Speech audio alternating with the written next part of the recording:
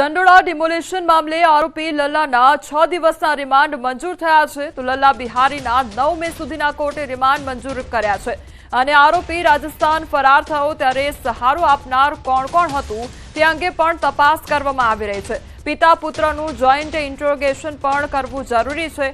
આ ઉપરાંત આધાર card PAN card બનાવવા એજન્ટોનો સંપર્ક કરેલો કે નહીં કે આવા અનેક પાસાઓની તપાસ પણ કરવામાં આવશે। પોલીસે રિમાન્ડ માંગ્યા હતા। તમામ મુદ્દાઓ પર ચર્ચા કરવા માટે અને તપાસ હાથ ધરવા માટે રિમાન્ડ માંગવામાં આવ્યા હતા।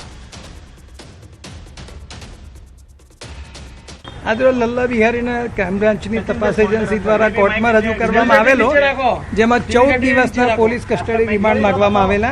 नामदार कोर्टे तेना 6 दिवसना पोलीस कस्टडी रिमांड आपेला छे।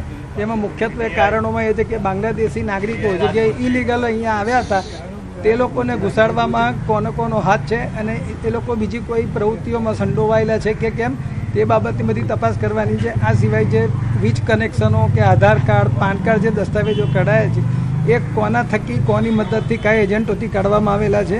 આ સિવાય અન્ય જે નાસ્તા ફરતા આરોપીઓ છે તેમની પણ તપાસ કરવાની છે અને અગાઉ પકડાયેલા આરોપી લલ્લા બિહારીના પુત્ર એ બેને સાથે રાખી જોઈન્ટ ઇન્ટ્રોગેશન કરવાનું છે। આમ તમામ કારણો ધ્યાનમાં રાખી નામદાર કોર્ટે 6 દિવસની પોલીસ કસ્ટડી આપેલ છે।